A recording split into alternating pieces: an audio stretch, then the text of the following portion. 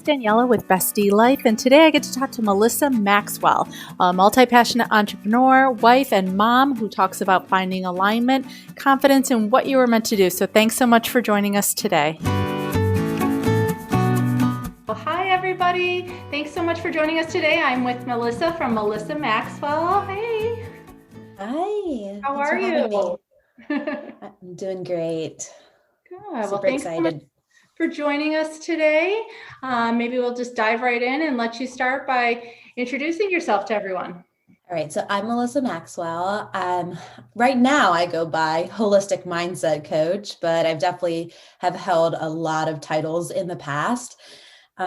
Should I just start back in 1987, on May 14th, or should I maybe fast forward a little bit? All right. So multi-passionate entrepreneur. So you do have so much background. It is hard to really probably pinpoint and share, but definitely. Yeah. So just, a little bit about me. I mean, I married my high school sweetheart and I have a beautiful 2.5-year-old daughter. But my journey has always been about finding myself. And it really just started back in college. I found dietetics. I studied nutrition for 4.5 years. And then I became a personal trainer and a certified holistic health coach through the Institute of Integrative Nutrition, because I never saw myself working in a hospital and working with the sick. I've always been someone who was more on the whole body preventative type of wellness side. And that really has led me down a certain path. I got a yoga certification and I just kind of follow what I always needed, and that's how I lead with my clients too.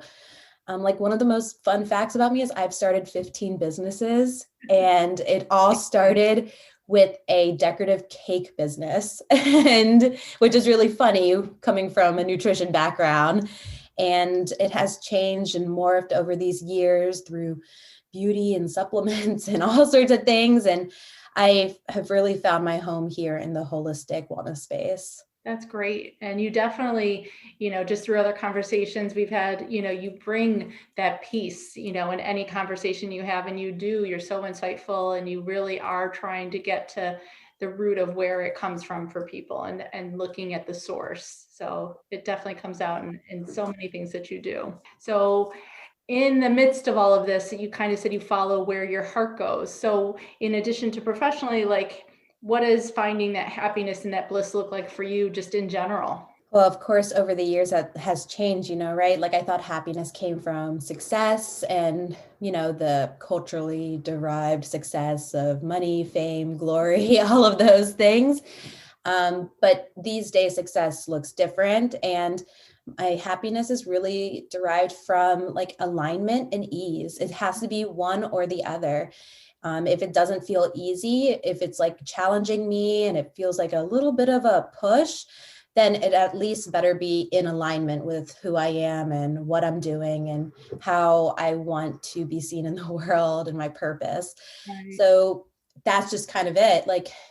Easy is being around my family and being around my friends and having these kinds of conversations. And sometimes we do need to do the hard things too, but at least it's within my values and my beliefs. Have you always just kind of curiously known that about yourself? I think sometimes being able to know ourselves well enough to know what's aligned with us, to know what feels easy, to hear our voice. Has that always kind of been true to you, or did that take some work? Well, I think it has always been there. I'm really intuitive. I feel I feel things more than other people. I even feel things for other people.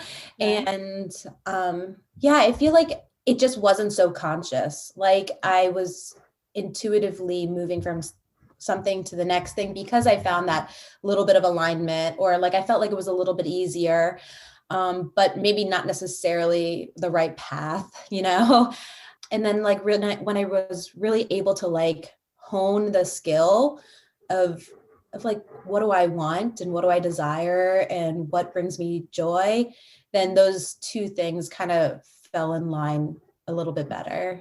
if that makes sense. Absolutely. I ask that because I think so many people in our quest and our journey to try and find that lifestyle that we love, that we're looking for, we're always looking at outside, but to be able to hear something inside and know internally what's true to us and aligned, it's just a different animal. So it's neat that you have that. I totally agree. I mean, it took me a decade to Mhm. figure it out, honestly, like to make it a more conscious decision, whether I choose to do something or not, and how I decide to react. It's been a long 10 years, but it makes life so much happier and easier and just feel better. And I'm glad you share that too, because I think other people might think, oh, it just comes so easy, and they're the only one struggling. So if you're listening, it took 10 years for her to figure it out. So please give yourself some grace and some time as you're exploring and figuring that out, because it's a journey and it takes a while. So what's been kind of what motivates you through all of this, 15 different businesses, different lifestyle changes? Has there been one constant, or does that motivation change? I feel like the motivation has changed, like I'm 33. Mm-hmm. So like this journey really began 10 years ago when I was 23, like just out of college, and different things motivated me back then than they did now. Like back then, all I really wanted was enough money to be able to pay my rent and my internet and like go out with my friends. And so that was one thing. And then, the motivation changed when I knew that I was going to get married. And now it's like a second person that I'm feeling for and I'm living with and changing with. I mean, I've been with my husband for 18 years, but like we're both changing through that.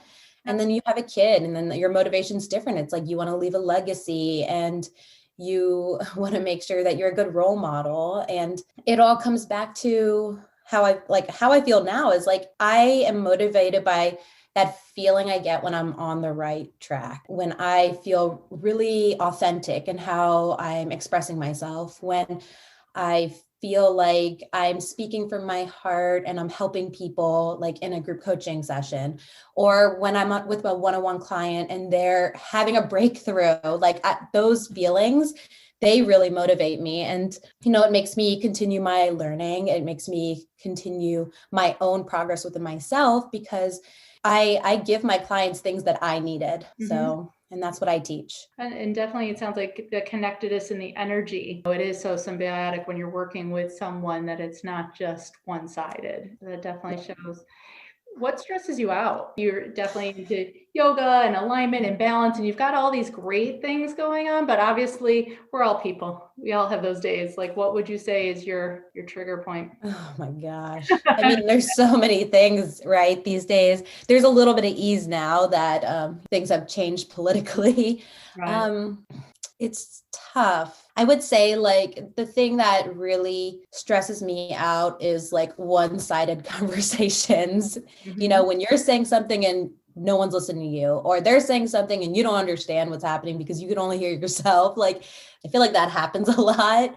And that's usually like the cause of most of my stress is like being heard or not being able to understand. Mm-hmm. But like all the normal things, like the bills are coming in and it like we're all trapped inside of our homes and quarantine and want to go on vacation, but you're like nervous, you're going to get sick, like just like all the normal things. But I think the level that you let things affect you is all controlled by you. So I don't get stressed out that much. Okay. And I know that's kind of like weird to say, and I almost feel like I shouldn't even be saying it, but I don't get stressed out that much because I have taken this path that has led me to being able to know, like to make these choices more in like my own values and my own alignment. So I know when I'm making a decision, it's because I've decided that it is a good decision for myself. So really it's just when other people are involved, sometimes they stress me out.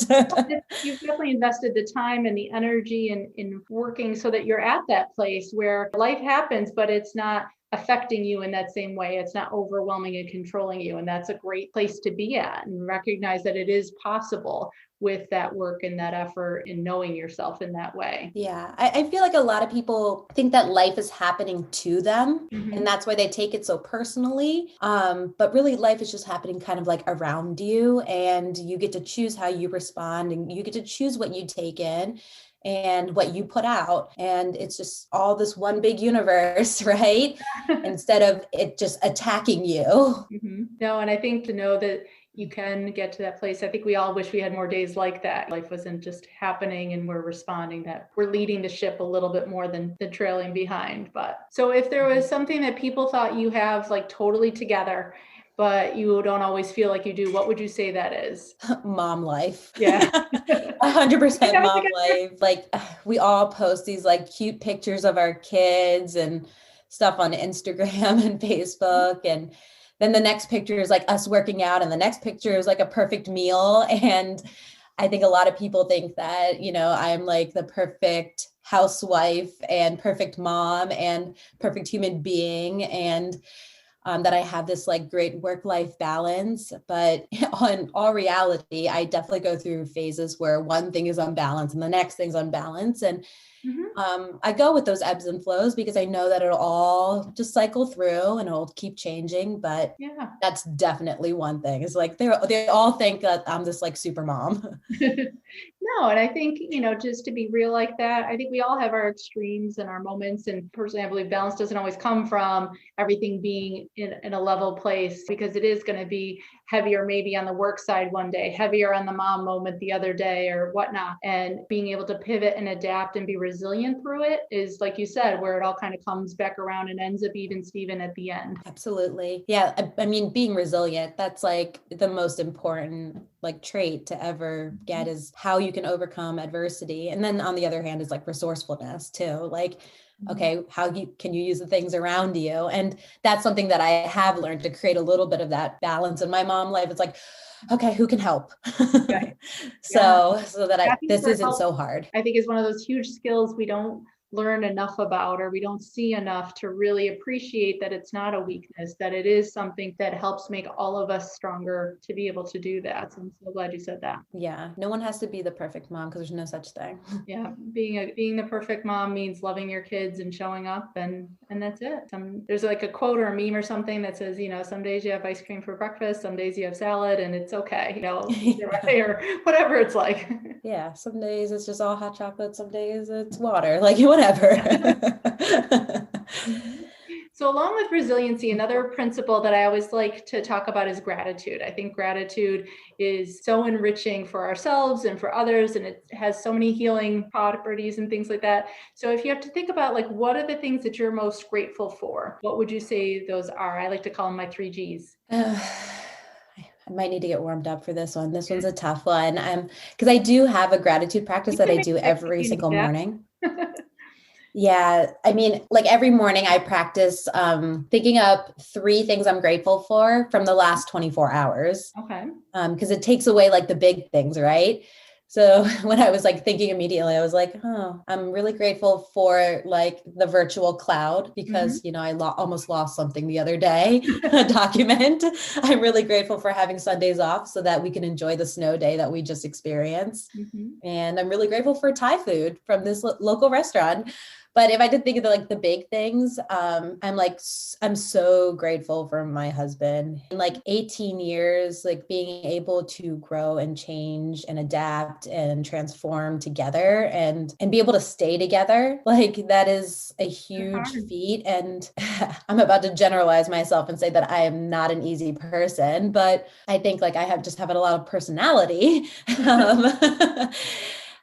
So it's just, I'm very grateful for him being able to grow with me and go through all the changes. I mean, watching someone go through 15 businesses is not easy. Right. So it's just doing all of that together. I'm also really just grateful for my immediate family, because having a toddler and then being a working mom is like super challenging if you don't have help or you don't have the finances to afford help. And they have had my back since day one. And yeah, it's been incredible, because I have that extra time to be able to grow my business, to be able to have like self-care days. Right. And that has really helped with my growth and feeling this way and feeling the alignment and the ease and all of that.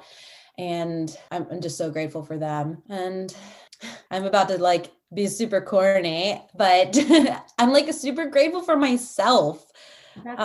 For like again, my resilience, like so many other people I feel like would have given up, or just decided that they weren't good enough or went into a dark hole. But, I've always found a way to climb out of that hole, always found a way to rise and learn from not necessarily my failures, but my shortcomings. And I think I'm just like super grateful for myself and be able to stay strong through all of that. So that's awesome though, because I think sometimes we try and be so humble to the point, like we don't appreciate ourselves. We don't give ourselves enough credit. We should totally be proud of who we are, because that's who your daughter's going to see. That's who your husband loves. And that's okay to love yourself first, if anyone else is going to, right? I think, absolutely. And we need to hear each other say that more often. Like, I do love these qualities about me. I do love this, and be okay with that and not worry about being criticized or judged or anything. I totally agree. I think we don't show ourselves enough love. We don't tell ourselves that we're enough. We don't enough. And I think it's just that striving mentality too, is like, we're never good enough. We're always trying to say how others helped us more, or I get it. Yeah. It's just, I really encourage my clients to spend a lot of time doing the inner work. Because they come to me in a place of not necessarily self-hate, but at such a low place where they don't think they will ever get the things that they want. And it's a hard belief. So I try to lead by example. And thank you. And it's tough because, sometimes we feel like we're being arrogant or egotistical or narcissistic, but it's really just showing yourself a little bit of compassion and love. So that's why I do it. Yeah, pride is not a male trait only. Women should be able to have pride in themselves and what they do. Just wondering, like you talk about working with your clients and things like that. What would you do if you knew you couldn't fail? Like, to think beyond. I mean, I could always answer with, you only fail if you admit defeat, right? But this is an interesting question, because I had a date night with my husband a few weeks ago, and we did one of those fun 20 questions to ask your partner thing. And one of the questions was this. It was what would you do if you couldn't fail and you still made $500,000 a year, right? Because that is an important part of it. We can't omit the money. So it was exactly what I'm doing now. I couldn't believe my answer, because it came out so quickly. I was just what I'm doing now, just maybe with less admin work. So, I would just have a little bit more help. That's good. So that you're in the right place. You're doing the right thing, if that's your immediate go-to answer. So that's great. And last question, especially as a busy working mom, what would you do if you had more time? Oh, man. $1 million question, right? Right. I always wish that I had 30 hours in a day. It's oh my gosh, I would achieve so much more. But I'm we all have the same time. Those 6 hours, they'll come the next day, right? Yeah. So I think I would use all that extra time to learn literally everything, just everything, every language, I would read every book. I would just learn everything. I'm a chronic student. I don't do well necessarily in college, form, but I love to learn. And I would just spend all my time doing that. I think it comes from being multi-passionate. I can find joy in most things. Maybe not calculus or statistics, but I could probably put a twist on it so that I would.